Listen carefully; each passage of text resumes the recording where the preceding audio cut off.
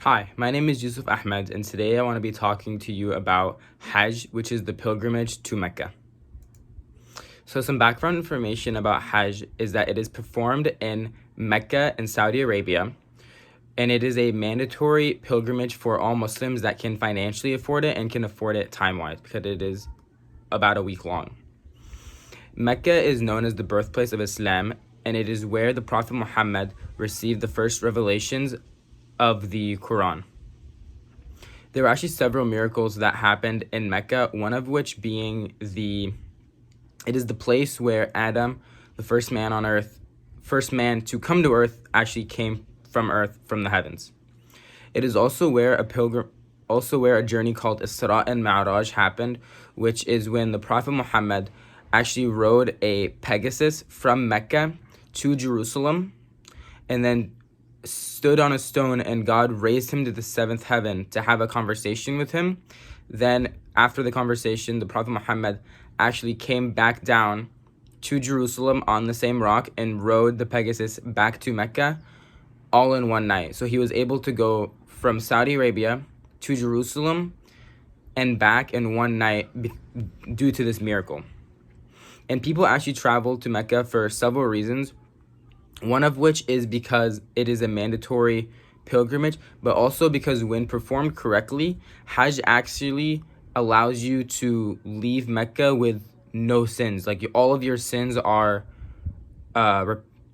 forgiven, but only if you do it correctly. So people actually do Hajj multiple times as a way to protect themselves from sins that they have committed in the past. So some trip logistics that you should know is that Hajj is actually based on the lunar calendar, which is shorter than the solar calendar, so it's constantly shifting throughout the normal solar calendar. It is done on the 8th to 12th day of Dhul Hijjah, but you must arrive by the 7th of Dhul Hijjah before sunset to be there early and to make sure that you're on time with all of the things that you have to do while there. This year in 2022, Hajj is supposed to be on July 7th to July 12th because you have to get there on the 7th at night, not on the 8th. Hajj is usually done in a large group, but can be done individually.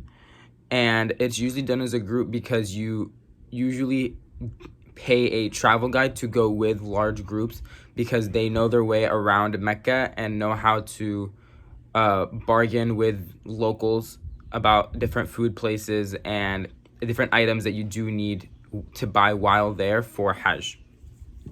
It's also something that a lot of married couples do as a way to start their marriage with a clean slate and to start that new chapter of their lives with as good religious intention as possible.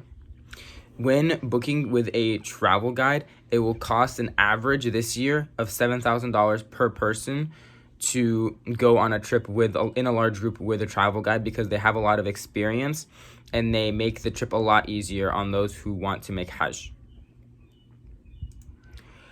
If you do want to do the trip individually, I got a couple of numbers, one of which was the airfare is going to cost approximately $1,800, and that was through Qatar Airways, but that is without any check-in bags, which is something that you would probably need because you're there for over a week and you want to make sure you have enough clothes and items if you want to bring anything back with you. So that would cost you an additional $100 each way for that bag. So it's going to be up to around $2,000. Plus the hotel is for 7 nights at approximately $160 a night. So it's going to be around $1,200 plus a visa that you do need to get to be able to go to Mecca. And then food and other miscellaneous things that you do need to have while you make Hajj is going to cost another around $2,000. So it is cheaper to do Hajj individually, but it is also a lot harder because you are responsible for a lot of small details. That is something that normally a travel guide would take care of. Also, when going with a travel guide, it is much easier for them to get visas for large groups other than if you want to go individually or with a partner. It is much harder to get a visa for 1 or 2 people, which is something that people have booked flights and then not been able to get visas individually and then they couldn't go. So something to really think of if you are thinking of making a trip like this. When you're at Hajj, there is a specific itinerary that you do have to follow, and each thing that you do every day has a very specific religious significance. On the first day when you arrive, it's going to be the 7th day of Dhul Hijjah, so you have to make sure that you arrive before sunset and then establish your intention to do Hajj. The next day, you are going to do something called Tawaf, which is when the Kaaba, which is the center of the large masjid that you're going to do Hajj at. It's the house of God. So you do 7 counterclockwise walks around it, starting at a specific corner, and that is known as Tawaf. So you walk around the Kaaba 7 times, saying religious quotes and other dua or prayers that you continuously say as you're making tawaf. Then you can also do separate prayers, or you have your mandatory prayers that you have to do as well, but there are separate prayers or one-on-one prayers that you can make with God and ask Him for certain things. If you wish to heal something that you have, or help someone else, or you can make dua or prayer to God that someone goes to heaven, or other things like that you can make throughout Hajj. On the second day, you are going to throw small stones that you have to go collect the night after Tawaf.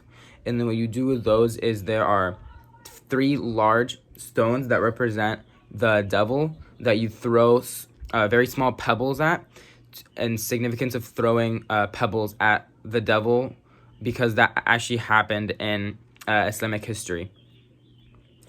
On the third day, you're going to go to the mountain of Arafah, and you're required to be at the mountain from sunrise to sunset. So you must arrive there before dawn, and you are required to fast that day. So when you go to Arafah, you cannot eat or drink anything from sunrise to sunset, and this is something that all Muslims usually do on the day of Arafah. And Muslims around the world, even if they're not performing Hajj, they will usually fast the day of Arafah so that they can have some of the reward that someone that fasts at Arafah or at the mountain of Arafah can receive. It's something that a lot of Muslims actually do. So the day after that, and Arafah is also a day where you're after you break your fast, or after you can eat at sunset, you are supposed to slaughter an animal. So whether it be a goat or a sheep or a chicken or anything like that, and you're supposed to share it when you break your fast with all the people with you, and then donate parts of it to charities. So after that, on the 5th day, you are supposed to do Safa and Marwa, which is 2 small hills not that far away from Mecca, where you actually walk back and forth between them 8 times as a symbolic gesture to one woman in Islamic history that actually ran back and forth between these hills trying to find food for her son. So when you're in the desert, and you've probably seen this on the highway as well, when you look far enough on a hot day, there is that haze, and she thought that haze was water. So she ran back and forth. When she got to a hill of Safa, she saw it at Marwa, and when she got to Marwa, she saw it at Safa. So she ran back and forth 8 times trying to find water for her son. So this is a gesture that is done as respect for this woman that actually ran back and forth many, many times trying to find water for her son. So on the very last day, day 6, you make tawaf again, which is what you do at the very beginning, and you do it again on the last day, and after that your Hajj is complete. So after that you leave Mecca, and you're not supposed to actually eat or drink anything from Mecca after you've done your tawaf. It is basically your conclusion to Hajj, and you're supposed to leave Mecca. Many people actually go to Medina, which is another very sacred city in Saudi Arabia for Muslims, and they do more prayers there, given that they're already in Saudi Arabia and they want to get the most religious bang for their buck, if you will, as they go. And then they go to Mecca. They go to Mecca. They go to Medina, and then they go home after that. So some concerns that I personally have, because I do want to go on this trip at some point, is you have to have very, very pure. You have to be very, very pure-hearted, and this starts months in advance. Before you even get on the flight, you want to start preparing yourself for this journey by reading more of the Quran, which is our religious text, and learning more about the faith and about this trip so you can do it as well as possible to try and erase as many sins as possible and to try and cleanse yourself spiritually. One thing that is also very difficult, that many people have a hard time with, is you are not allowed to kill anything except on the day of Arafah, which you slaughter an animal. But there are many insects there that you are not supposed to kill anything. So if a bug lands on your arm, you're not supposed to kill it. You may hush it off of you, but you cannot swat it and kill anything other than the one animal that you kill on the day of Arafah. And then the last thing that's actually very, very difficult is you're not supposed to have any sex on this trip. It's purely between you and God, not between you and another person. So you're not supposed to have any kind of sex or sexual thoughts, which is something that people have a hard time with, and they must prepare themselves in advance to make sure that they are pure-hearted and they do this only for them. It's a journey between you and God, not between you and someone else. Even if you travel with your wife, you're supposed to abstain for those 7 days or 6 days. And that is really it. Thank you so much for watching. And then this is my Works Cited page right here.